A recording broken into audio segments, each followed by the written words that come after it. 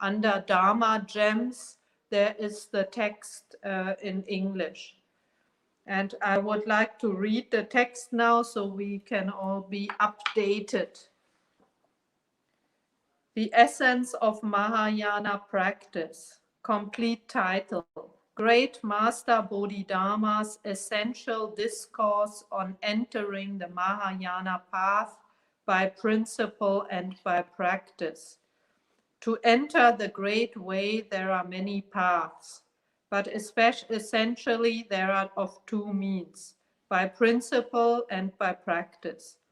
Entering the way by principle means to awaken to the truth through the doctrine, with a deep faith that all sentient beings have the same true nature. Obscured by the fleeting dust of delusions, this nature cannot manifest itself. If one can relinquish the false and turn to the true, fix the mind in wall meditation, understand that there are neither self nor others, that mortals and saints are equal and one, abiding this way without wavering, clinging not even to the scriptures, then one is implicitly in accord with the principle. Being non-discriminative, still and empty of effort, is to enter by principle. Entering by principle means following four practices that encompass all other practices. There are accepting adversity, adapting to conditions, seeking nothing, and acting in accordance with the Dharma. What is the practice of accepting adversity? When suffering, a practitioner of the way should reflect, for innumerable kalpas I have pursued the trivial instead of the essential, drifted through all spheres of existence, created much animosity and hatred, maligned and harmed others endlessly. Even though now I have done no wrong, I am reaping the karmic consequences of past transgressions. If it is something neither the heavens nor people can oppose upon me, therefore I should accept it willingly, without any resentment or objection. The sutra says, face hardships without distress. How? With thorough insight. With this understanding in mind, you are in accord with the principle, advancing on the way through the experience of adversity. This is called the practice of accepting adversity. Second is the practice of adapting to conditions. Sentient beings are without a self, being steered by karmic conditions. Suffering and joy are experienced together as a result of causes and conditions.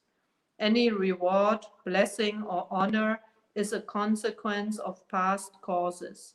Nothing remains when the necessary conditions are exhausted. So what is there to be joyful about? Knowing that success and failure depend on conditions, the mind remains unmoved by the wind of joy, experiencing neither gain nor loss.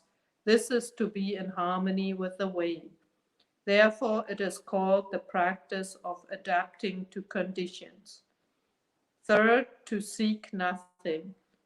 Ordinary people in their perpetual ignorance crave and form attachments to everything, everywhere. This is called seeking. The wise are awakened to the truth and choose reason over convention. Even though their forms follow the law of causality, their minds are at peace and empty of effort. Since all existence is empty, there is nothing to be desired.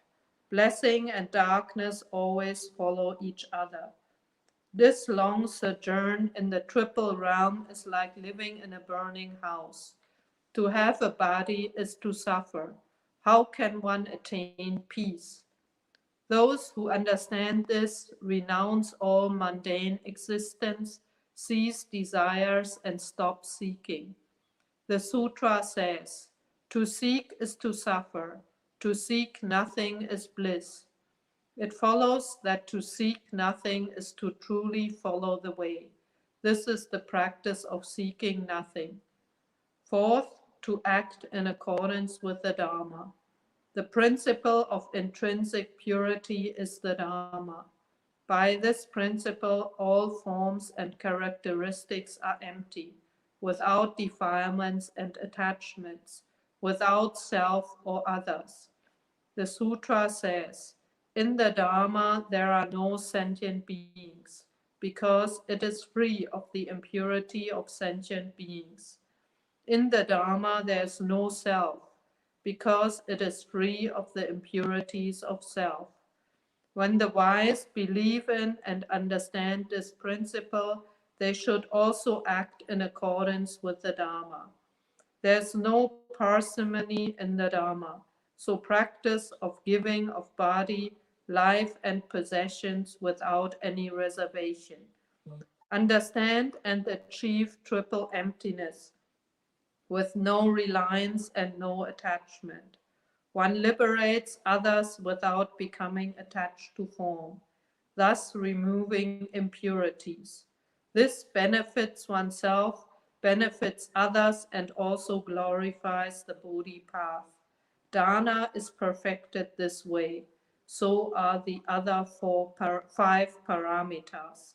In order to relinquish delusions, one practices these 6 perfections. Yet nothing is practice. This is to act in accordance with the Dharma. Now that is the text, and first of all, today in this first lesson, I would like to share a few things about the author of the text, about Bodhidharma. Bodhidharma was an Indian Chan master, we say the 28th patriarch of the Chan tradition. He lived in the 5th and 6th century, and the date of his birth is uncertain. And so we only, because he lived in India, he was born from southern India, and he was a prince, one of the youngest of 3 princes, and his father was a king who was very fond of Buddhism. And then one day he was very generous to Buddhist monks and very respectful. And one day he heard that one venerable master, Bodhi Prajnadhara, that was the 27th patriarch, he was on the way to his kingdom and to give teachings there, and the king was very joyful and invited the venerable Prajnadhara to his palace. And as it was the custom to make offerings to monks and nuns, and because he was the king, of course he was very rich, and so he wanted to make an offering of the most precious thing that he had in his storage. So there is also something that we can note. Of course, those are not the important things about the story, but actually when we listen to Dharma stories, we can take care, we can pay attention to also the small details and learn something also from the small details. So here the king was very generous, and he was not stingy. He really wanted to give something that was very precious to him. And so he looked in his storage and he found a very precious pearl. And in those days, pearls, now you can find them everywhere, but in those days, pearls were very precious, because there were people had to dive and get the mussels and find the pearls. That was very dangerous. So pearls were very rare and precious. So he had this precious pearl, And when the Venerable Prajnadhara came to his palace, he offered the pearl, and the Venerable saw he had 3 sons. So he already knew, because he had the power of mind to know many things. He knew that the youngest son was very capable of the Dharma. So he wanted to test the sons. And then he asked the question, this is the very precious pearl, he asked. Is there anything that can transcend the perfection and the clarity of this pearl? That was his question. And the 2 older brothers, the 2 older sons, they answered, this is the most precious pearl in the world. There's nothing that can transcend the perfection or the clarity. And because you, Venerable, you have realized the path, so you are worthy of receiving this pearl. That was a very polite answer, and of course not wrong, but Bodhidharma answered totally differently. And he said, this pearl is a worldly jewel. It cannot be called the highest. In all jewels, the Dharma jewel is the highest. This is worldly radiance and cannot be called the highest. Among all radiance, the radiance of wisdom is the highest. This is worldly clarity. Among all clarity, the clarity of the mind is the highest.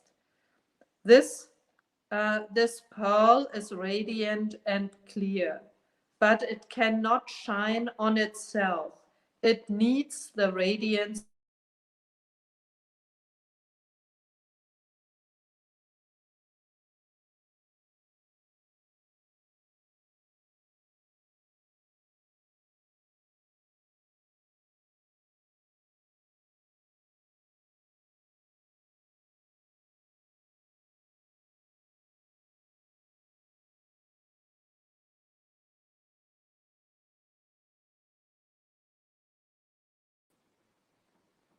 Sorry, there must be a bad connection.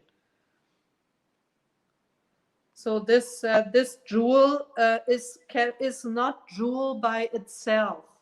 It can only be jewel because we need the wisdom of the mind to distinguish this as a jewel.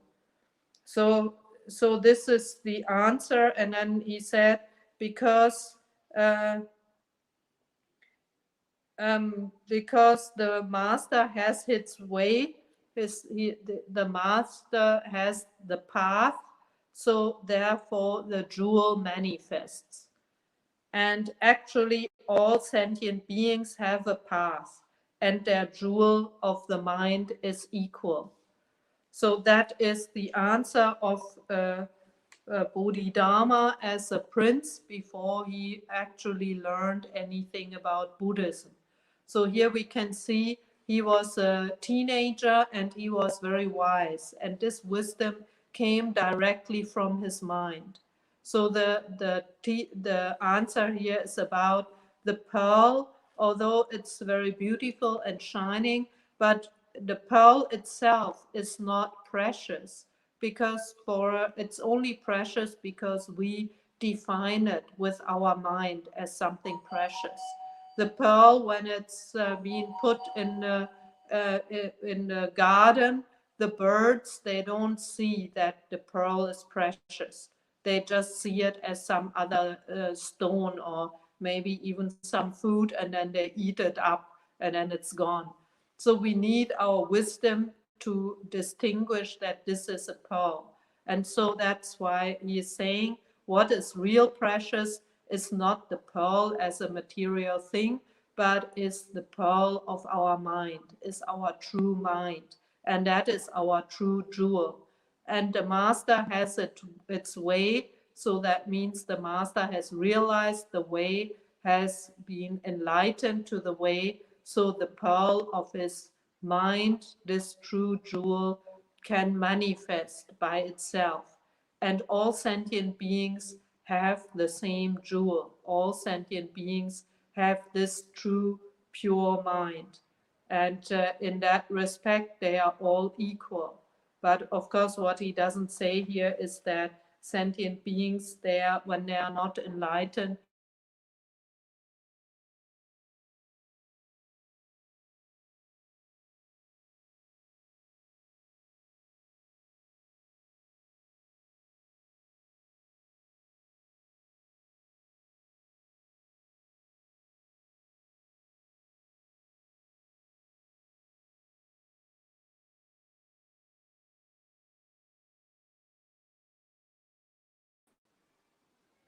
sorry, something is wrong here with the internet. Normally it works very well when I'm teaching online. Yeah, so the Venerable Prajnadhara, the 27th patriarch, he realized that this young man there, he was very special and he had very deep wisdom already without any instructions. So he wanted to test him again, and he asked him a question. Among all things, which thing has no form? And then he answered, among all things, not giving rise has no form. That means not the mind that is not giving rise to any thought. Yeah, the mind that is not giving rise to any thought has no form. And then the question, among all things, which thing is the highest? And then Bodhidharma answers, among all things, the ego is the highest. And then among all things, which is the greatest? And then Bodhidharma, among all things, the Dharma nature is the greatest. And then Prajnadhara knew that he was very special, but he also knew, and that is the wisdom of a great teacher, he knew that the time is not right. He knew the timing is not right to ask him to become his disciple. So he just had a tea with the king and then he left. But he knew also that when the time is right, he will take care and teach this son. And so he waited, and well, there's some details about, I don't want to go into the details now of Bodhidharma's life, but then later, not short after, his father became ill and suddenly passed away, and he was a very great king and very popular in the country. So he had many people who cried, and everyone cried, and only Bodhidharma, he didn't cry. He sat in front of the coffin and entered a deep state of meditation, a deep state of samadhi, and didn't come out of that state of samadhi for 7 days. And when he came out, he knew the time was right and he asked to be a monk. And then later he was then, because the king had passed away, he was allowed to become a monk. And then later he looked for his teacher, Prajnadhara, and became his disciple. And then later the teacher told him that he transmitted the mind seal to him. That means he made him the 28th patriarch, because he was deeply enlightened to the nature of true mind. And then his teacher told him that 60 years after his death, after the teacher's death, he should go to the east, to China, because people in China were ready to understand this deep teaching of true mind, of Buddha nature. And so the teacher had passed on the mind seal to Bodhidharma, and Bodhidharma went on teaching in India and also had many disciples who also had different degrees of enlightenment. And he sent 2 disciples to China to check out China. And then later he when he saw the time was right, according to the prophecy of his teacher, he went on a boat trip to China via Sri Lanka, which took about 3 years, because in those days there was no easy jet, and so you couldn't fly easily in a few hours, arrive at some destination.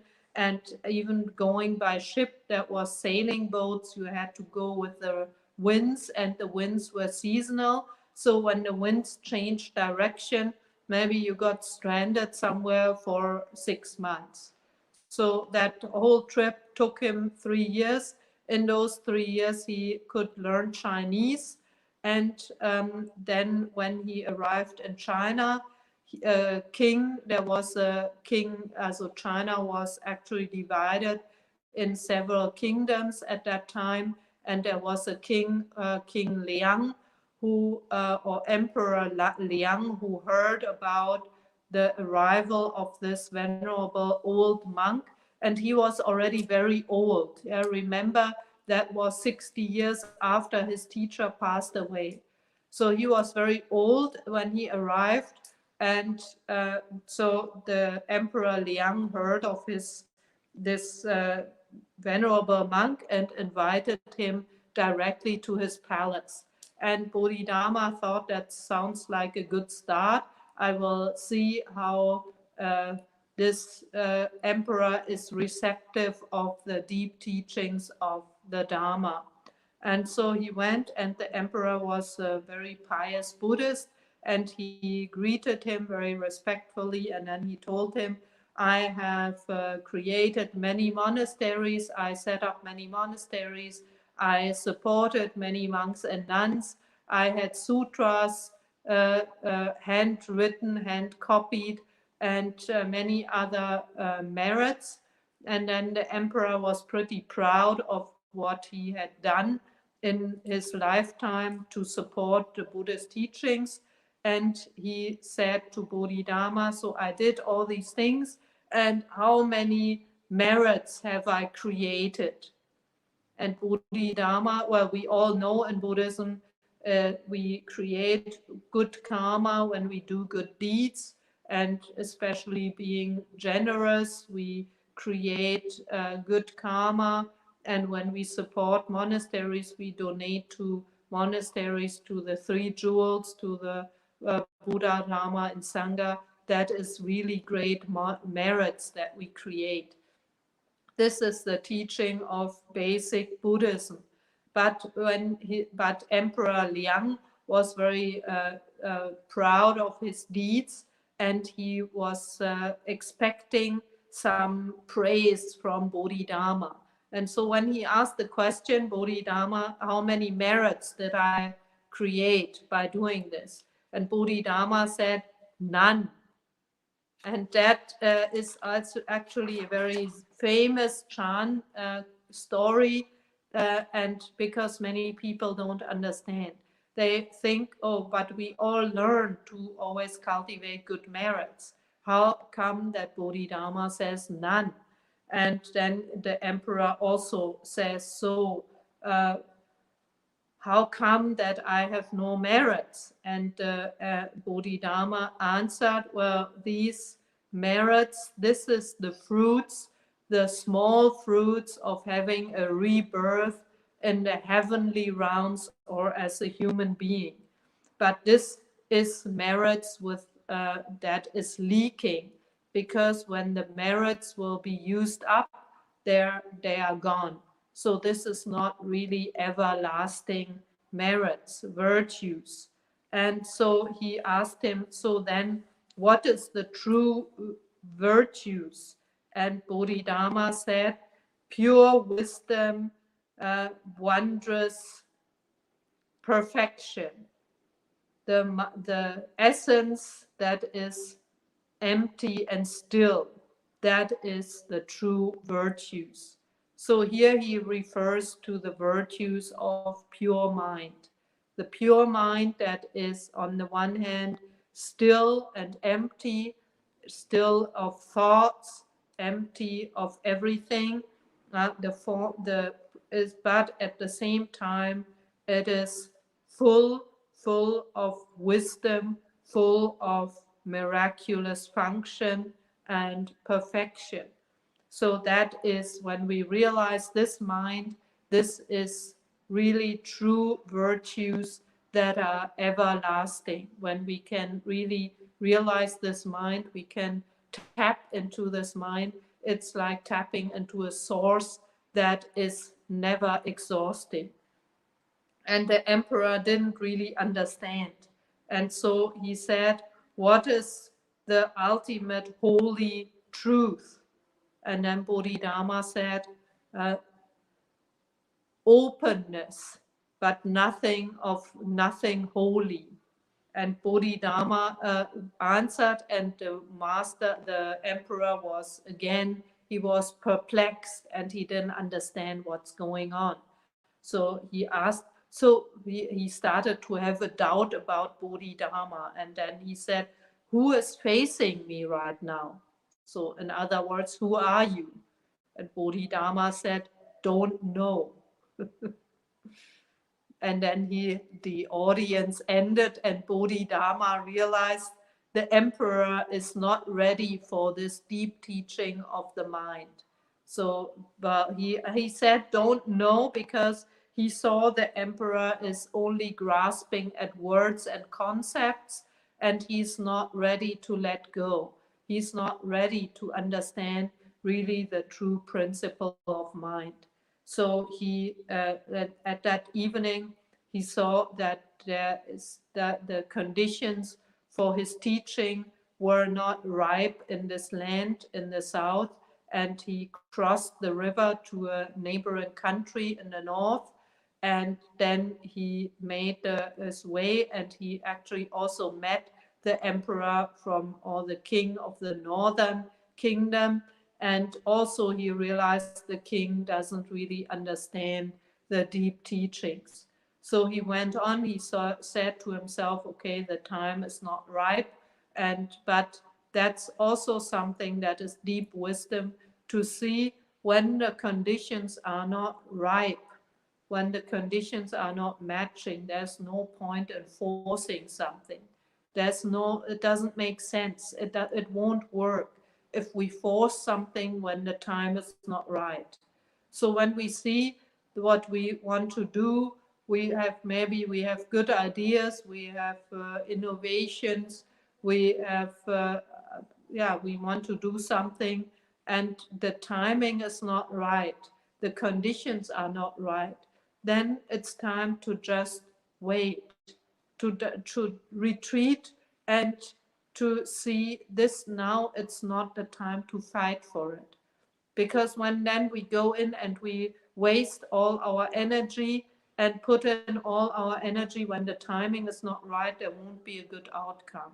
So in the end, we have exhausted ourselves for nothing, and maybe we have even created a lot of bad reactions to our idea or our project, because there's a lot of resistance. And so the wise person knows when to be active, when the conditions are right, when it's time and you see the conditions are right, then there's no time to waste. And it's very important to be very active and to continue to do your things, to work on your project.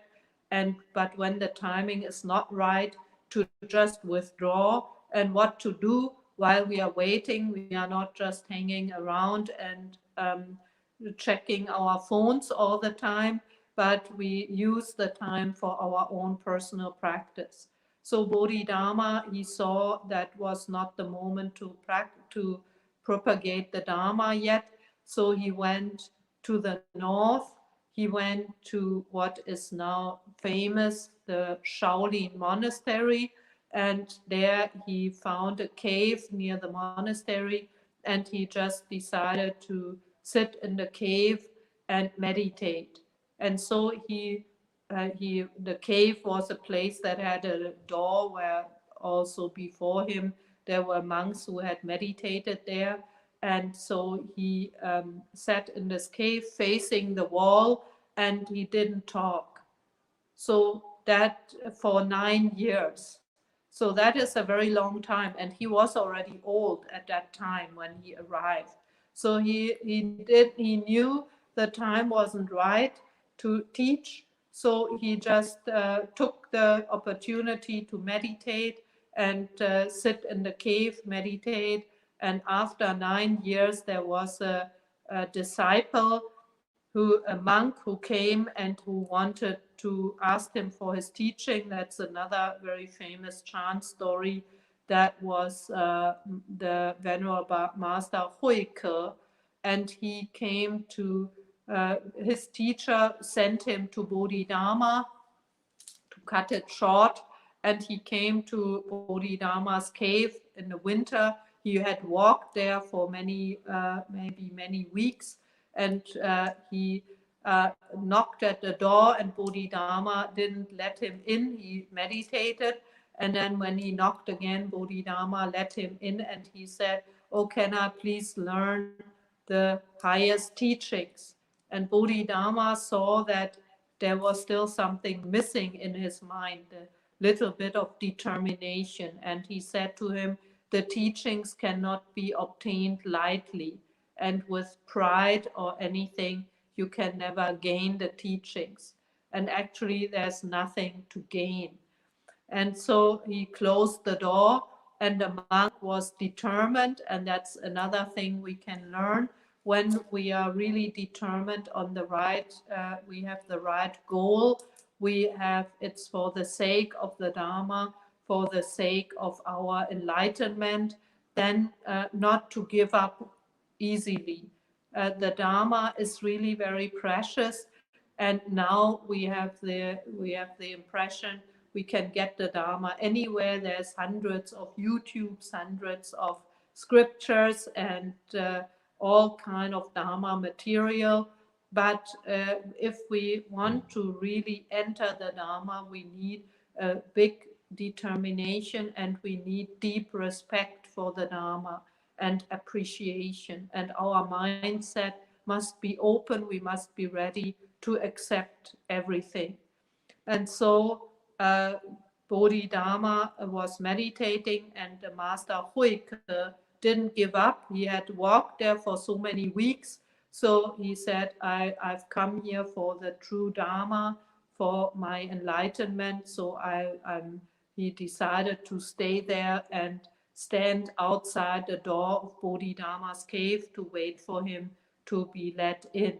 So he waited there in the snow, and then the whole night it was snowing heavily. So in the morning, the snow was already up to his knees, and he stood there without sitting down the whole night. And the next morning, Bodhidharma opened the door and said, "You are still here.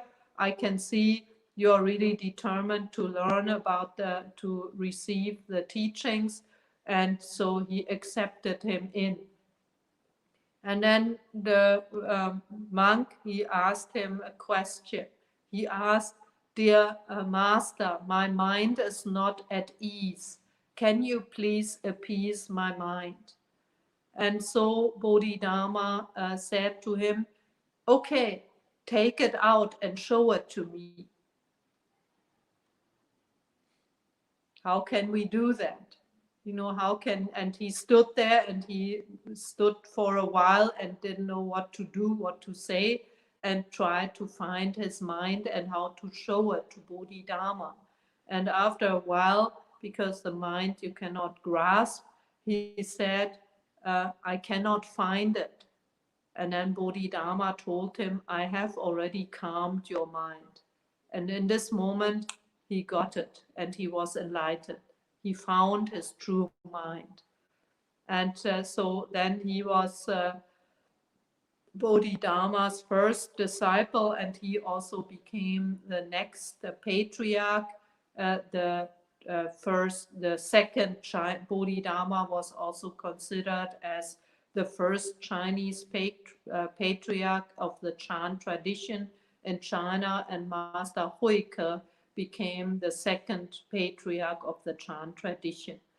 And so from then on, Bodhidharma taught other monks. He started teaching, and so we have, unfortunately, only a few teachings available, but his teaching time was also pretty short, and probably also a lot of individual teachings.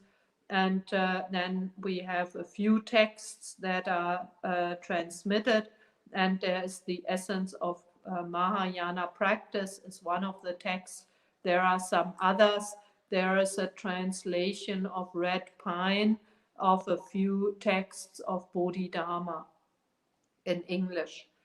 And so Bodhidharma had started teaching and had a few disciples, and actually many of the disciples, of the few disciples, already understood their true mind. There was also a nun, by the way, who was an enlightened disciple of Bodhidharma. But among enlightenment, there's different levels of how deeply the experience is of true mind, of our true nature, of the nature of awareness. And so Bodhidharma tested them all, and he said publicly that Huike is the one who had understood the mind most thoroughly and had the most thorough enlightenment. And so he was the next patriarch. And so Bodhidharma was teaching this teaching of true mind. And because, as we knew from the encounter with Emperor Liang, Buddhism, this was about the 6th century, and Buddhism had already been in China for a few hundred years. And people had learned the traditional view of Buddhism, and there were people who didn't believe the teaching that Bodhidharma was teaching. That is the Chan practice, that it's about understanding our true mind, and that everyone has Buddha nature, and we can realize this Buddha nature in this lifetime. We don't need to wait asanga kalpas to become a Buddha, but we can realize the Dharmakaya, that is our true nature of the Buddha mind in this very life. And that is different, and we can have different levels, different depths of realization of this Buddha nature. And so people, there were people who opposed to this kind of teaching, and also other people who were jealous of Bodhidharma because he was well respected, and they tried to poison him. And so you can see people in the old days were not much different from people these days, where they also poison others, and there's jealousy, and people try to harm each other and so on. So people tried to poison Bodhidharma, and because of his power of mind, every time he was able to detect this poison and not let himself be poisoned. And the 6th time, and then his enemies were getting angry because he wouldn't die. But he, at the 6th time, he was already 120 years old. He saw that his conditions in this world had already been fulfilled, what he needed to do to transmit the teachings of Chan to China. He had done. He had found the second patriarch, and so he just gave in to this poisoning. So he knew he was poisoned, and then he ate the food nevertheless, and he sat down in meditation, and then he entered nirvana. And that is officially the end of Bodhidharma's worldly life, and he was then buried in near that place, near Shaolin Monastery. And there's a pagoda that can be visited today that is still available, that's still standing in China. But so in those days, we see that monks were not cremated. Nowadays, monks are always created. But in those days, in Chinese culture, they were buried. And then a few years later, there was a Chinese official who went to Central Asia via the Silk Road. There was an exchange on the Silk Road of merchants and also monks and also government officials. And so there was this government official who had spent a few years in Central Asia, and he was on his way back to China. And on the way, he met a monk with a bare foot and a stick, a pole on his shoulder. And on the pole, there was dangling one sandal. And so he talked, because you don't meet many people on that long road trip. And so they talked, and he talked to that monk, and he said, I'm going back to India. And he asked who he was, and he said, I'm Bodhidharma. And then when he came back to China, he went to the emperor to report about his mission in the Western countries. And he said that on the way back, he had met Bodhidharma returning to India. And the emperor said, of course, that's impossible. Bodhidharma already died a few years back. And then the emperor said maybe it was so hot in the desert and that was a hallucination and or something else, but that can't be possible. That was Bodhidharma. And so but the official, he was so sure that he saw the real Bodhidharma that he had a little dispute with the emperor, and that ended in the emperor, in order to prove that he was right, he ordered the grave to be opened and to prove that Bodhidharma was in the grave. But instead, when they opened the grave, they found the grave completely empty. Only one sandal was remaining in that grave. That is a story of Bodhidharma's ending, and you may believe it or not, it's up to you. But to say what we can say as from the view of a practitioner, someone who is deeply enlightened to that level of Bodhidharma, truly has the power to overcome the physical limitations of the physical body and also the physical world with the power of his mind. So that who knows, maybe that was true.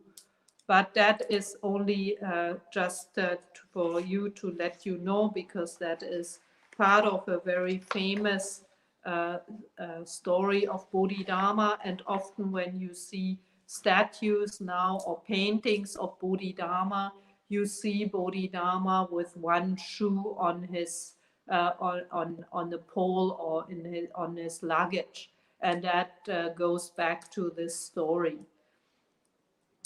Yeah, so much about the Bodhidharma.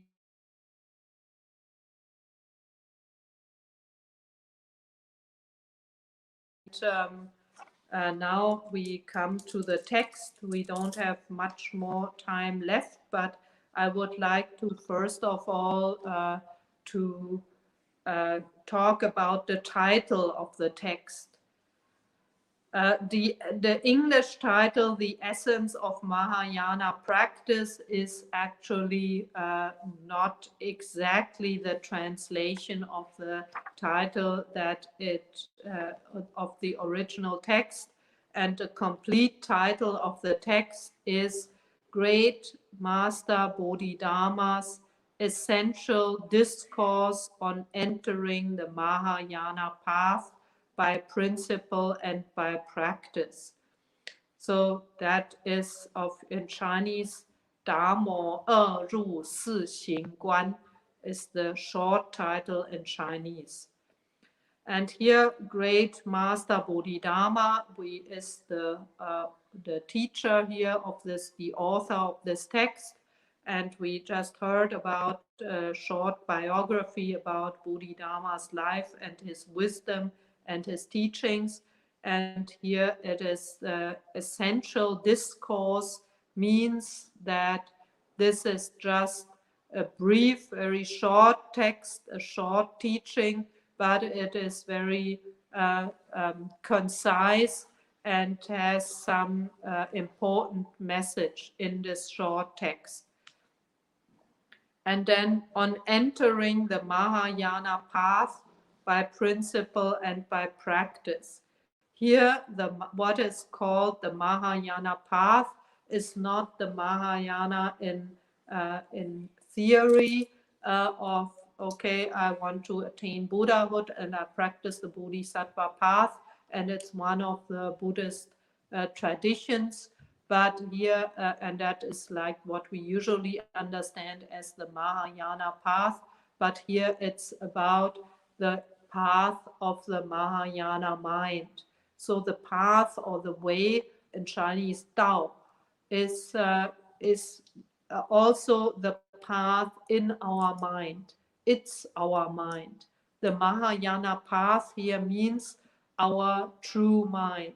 The Mahāyāna mind, which is the mind that is our true nature, that we call our Bodhi mind, the nature of awakening, or the nature of awareness, the mind of awakening, the mind, the Bodhi mind. And that is, we also call that true mind or pure mind. And that mind is our true nature, the ground of our being. And now in the text, we will talk more about this pure mind. We will elaborate on that, especially next class. And here it's about, in the Mahāyāna teaching, the practice is all about realizing this Buddha nature, realizing it in this lifetime and bringing that realization to perfection, and that is Buddhahood. So it's the same mind that is the mind that is listening to the Dharma right now, the mind that is only listening without discrimination. This mind cannot be grasped. It's the mind of knowing without thinking. This very mind is the essence of our being. And this essence of our being, that is what we call our true nature, and that is also what is here called the Mahāyāna mind, the great mind to have, that is limitless, that is formless, that is empty, but not only empty, but the mind has the capacity to bring forth all phenomena. So we say the true mind has two aspects. One is true emptiness, and the second aspect is miraculous function. So those true aspects, they go together. They are two sides of the same coin. And in this text, Bodhidharma helps us how we can enter, that means enlighten, to this true mind. We need an entrance. If we just sit here and we think about it, that's not enough. We cannot realize it. But the key is how we can realize this mind, that we can access is, that this mind can manifest in our present moment. And this is what this short text is about, how we can manifest or give this mind a chance to manifest. And there's two ways. We will come about that later. The way entering by principle, that is one, and the other is entering by practice. Those are the two different ways to enter, to realize this true mind.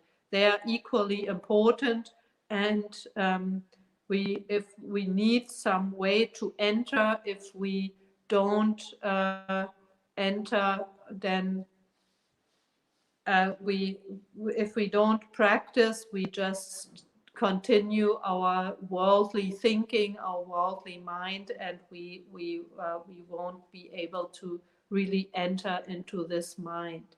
And so that is what this text is about. And there are altogether 5 paragraphs. The first paragraph is about entering the way by principle, and the next 4 paragraphs are about entering the way by practice. And there are 4 different practices. Accepting adversity is one, adapting to conditions is one, seeking nothing is one, and acting in accordance with the Dharma is another one. So in the next 5 lessons, we will talk about each of those 5 chapters in this text. Yeah, so far for now, for today. So now we still have an opportunity to ask questions. So if you have a question, maybe Aya Soma can moderate. Thank you so much, Venerable. And Gita seems to have a question here. Who says, Venerable, I have heard in the Mahayana teachings, one is training to become a Sammasambuddha. When I read the Lotus Sutra, it was mentioned that Arahants too will one day awaken to be a Sammasambuddha. Is this a correct understanding, Venerable? That is the goal. And the goal is to realize full, complete Buddhahood. That is true in Mahayana Buddhism. That is our goal, that we want to fully realize the fruit of Buddhahood. And in order to do that, we engage on the Bodhisattva path. In the Lotus Sutra, the Buddha predicted that also arhats, even though they realize the arhatship and dwell in that state of nirvana, but they can also advance and continue their path until they reach full Buddhahood. And in the Lotus Sutra, the Buddha says that his main goal of the teaching is to lead all beings to full Buddhahood. Great, thank you, Venerable. And Bhante Sudatta actually has a question. Dear Shifu, what is meant by triple emptiness? Triple emptiness is actually, we also call it the emptiness of transmission. It's actually 3 aspects of emptiness, you can say. One is, for example, in the example of giving, dana. We are the person, and there is an object that we give, and then there is a person, a receiver. So we have 3 aspects. We have the giver, the object, and the receiver. And triple emptiness means that all these 3 aspects are empty. So when we as the giver, we are like, my person is empty of a separate self, I'm empty of a person as that is me, I'm empty of the ego. So that is, and at the same time, the receiver is also empty of a separate self, is empty of an ego, and the object also is not real. The object is made up of the 4 elements, and the object is just also coming together of causes and conditions and doesn't have a separate entity. And so the object is also empty of a separate entity or a self. And that is just the meaning of the triple emptiness, or we call that sometimes emptiness of transmission. Depending on Chinese, it's called San Lun Ti Kong. I always say it as 3 aspects of emptiness in German. Wonderful. Thank you, Venerable. And Michael asks, Michael, also known as Buddharuchi, asks, Vashi, in Taiwan, I found that many Buddhists were woefully ignorant of the basic tenets of early Buddhism. Is that your experience too?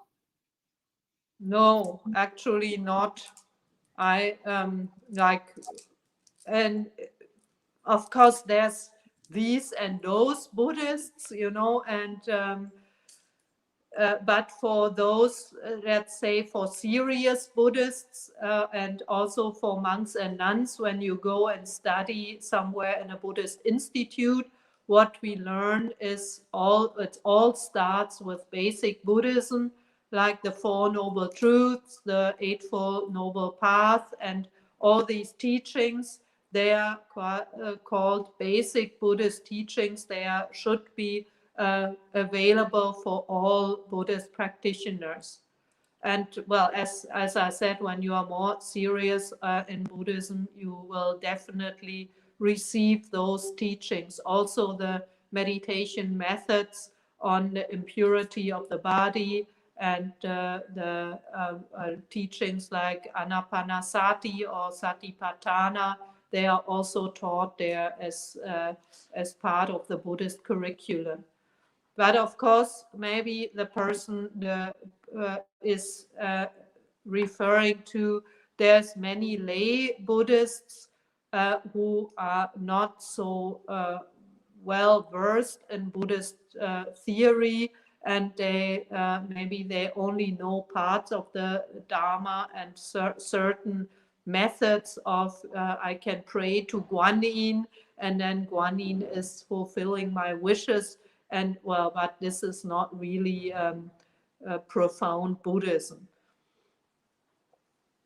Thank you, Venerable. I will also add that that's the case pretty much throughout the Buddhist world, including the United States, so or Italy or Germany or wherever. So some people have a good knowledge of all the teachings. Some people have a partial knowledge. Some people have an experiential knowledge. Some people have all of it. I'm very glad that you have quite a lot of all of these aspects to share with us, Venerable. And Dan asks, dear Venerable, I heard you mention the term function, and I have noticed it in a few places around. What does this mean? The mind, as I said, the mind has true emptiness and miraculous function, and that means that the mind has two aspects. One is the mind is empty, cannot be grasped, doesn't have a separate self, is not an emptiness, is not an entity, is not materialized, cannot be pinpointed, and cannot be grasped. That is emptiness. But at the same time, there is not nothing. There is the mind. When we in Mahayana we say the mind is creating all phenomena in the world. So all the world is actually a creation of our mind. We learn that the world is empty. We learn the world is an illusion, and we learn we ourselves, we are an illusion. But how this illusion comes to be, it's been created by our mind. And when our mind is delusive, we create something that we think we are real, that is actually a product of our own consciousness, the creation of the phenomena. And so that is the function of the mind. The mind is creating all phenomena. And when the mind is not pure, that means the mind is deluded, the mind is not enlightened, then we create a lot of impure things, and we create the world that we live in with a lot of suffering. But when the mind is enlightened, and the person who is enlightened is fully master of their mind, they can use this mind, this miraculous function, to create positive things. And so the function of the mind is the ability to bring forth all things, to bring forth all wholesome qualities and all wholesome states of minds, like wisdom, like respect, like gratitude, generosity, and joy. And all these are also functions of our mind. Wonderful. Thank you, Venerable. And Tien That, I hope I'm pronouncing your name properly, says, thank you very much, sister. When we have strong emotions, how can we practice emptiness? Well, that's a big question that will fill a big talk. Just in short, well, first is we need to know the idea of emptiness and contemplate that in our daily life when we have not strong emotions. So to contemplate on emptiness as our practice, as our general practice, to see that our body is made, or our 5 skandhas are just empty heaps, and the emotions are also part of the skandhas, to see that this is coming and going, that is conditioned by, triggered by things we experience by our senses, what we hear, what we see, what we feel, and so on. And that is triggered our emotions, and they come and go, and they are impermanent. So we can learn to, when we are not having strong emotions, to be more conscientious that our emotions are not real, that they are impermanent, they come and go, and we don't need to identify strongly with our emotions. But when they are present in this very moment and we are overwhelmed by the emotions, then we need to come back to our practice we are familiar with, our techniques, like when we are used to breath counting or awareness of breathing, then we use this method first to calm down our emotions, to take care of ourselves, to really focus on our breathing, or to do walking meditation, focusing on our steps, or to practice awareness and mindfulness, to focus on our tea drinking, and to not let our mind run crazy around the topic that is nourishing this emotion.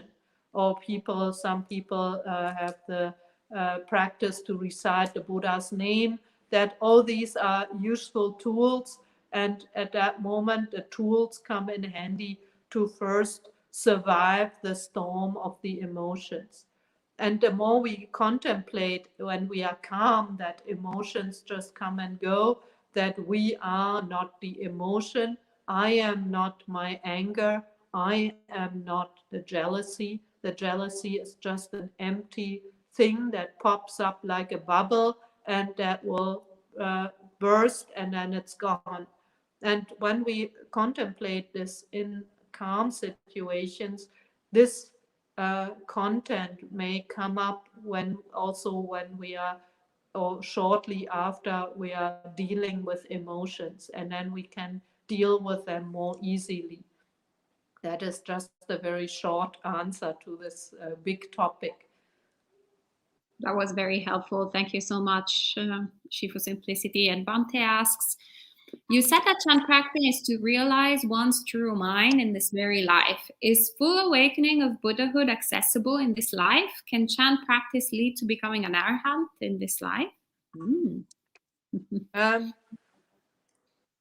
There we come to some slight differences in the teachings of Mahayana and Theravada.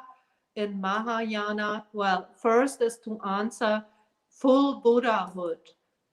To be fully awakened to a Buddha is, let's say, very difficult in this lifetime. Not to say you need a few lifetimes to realize that. But it is possible to become an arhat. Once there we talk about, when we talk about enlightenment to one's true nature or Buddha nature. This Buddha nature is the same nature that when we are unenlightened, when we have a small glimpse, when we have certain levels of enlightenment, and when we realize the full Buddhahood. It's the same Buddha nature. It's only the way of how deeply we can realize this Buddha nature, and how deep our wisdom is, how deep our understanding is of this Buddha nature. So in Chan practice, you can have a glimpse of your Buddha nature in, let's say, that's very pretty easy to attain. For example, when you practice more intensely, you do a 7-day retreat, or you do a solitary retreat and you are not distracted, you focus your mind, and you are at the same time you're relaxed. And then when the moment is right, that may not be in your meditation, that may be when you read a text in a sutra, or when you drink your tea, or when you wash your face, you can have an experience of your Buddha nature. And that is a definite, strong experience. And you know there's something different from your state of mind that you usually in. That this experience may only last for a few seconds, and that I call that an enlightenment experience. That is very important, because when you have that experience, you gain confidence in the teachings. And also the effect of that experience may last for months, because you get so boosted with confidence, and you see it's like the finger, it's like the moon. Yeah, when the moon is obscured by clouds, you don't even know where the moon is. All the clouds are dark and the sky is dark. But sometimes you see the clouds getting a bit lighter, and you see the shade of the moon behind the clouds. That might be this kind of experience. You see a cloudy moon, but you already see there is a moon. And then the clouds close up again and you don't see it anymore, but you know there is a moon. So that gives you a lot of confidence there is Buddha nature.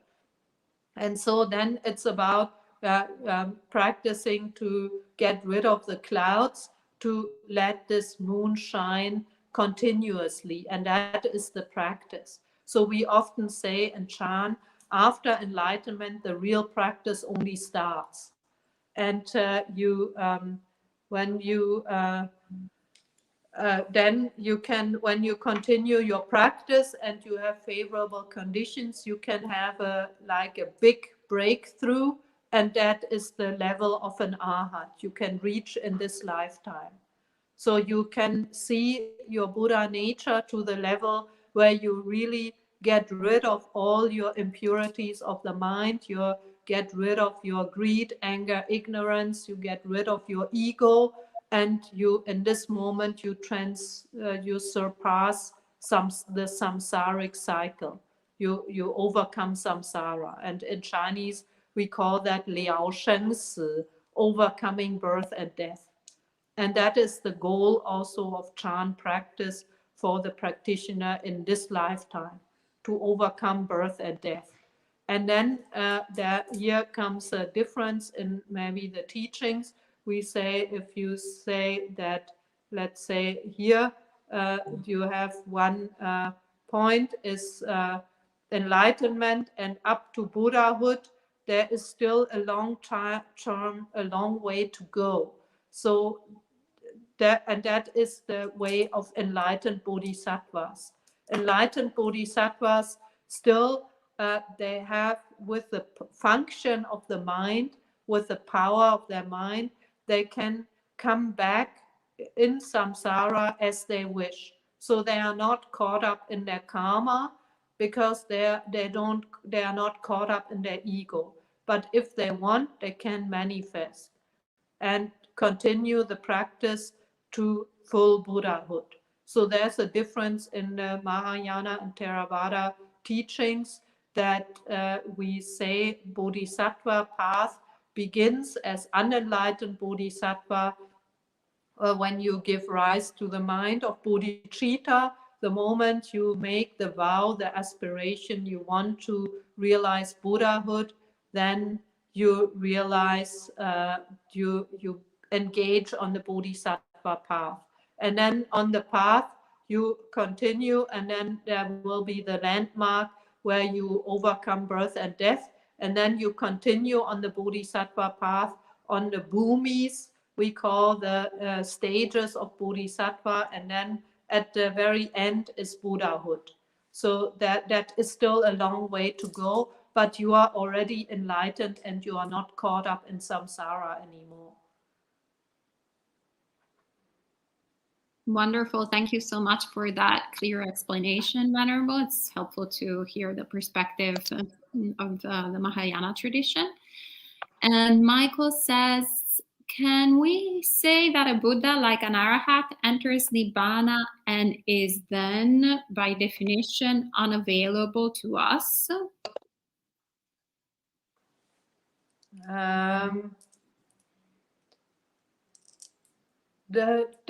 It's difficult to answer what is unavailable.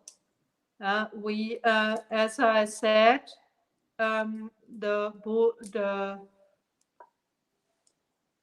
function of the mind, the nibbana, or we say nirvana in Mahayana, is not nothingness.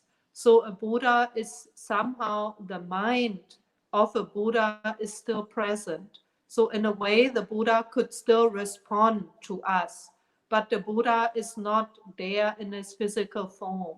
So you can say, and the great bodhisattvas, like, for example, Avalokiteshvara, or Samantabhadra, or Manjushri, those great bodhisattvas, they are equally on high levels where they are beyond rebirth, but they can make themselves available to the power according to the power of their mind. So they can respond to our calls. And so that is there is not nothing, if you want. Great, thank you very much. And Gita asks, Shifu, the 7th level Bhumi is a non-returner. Is this correct from the 10-stage Bhumi Sutta?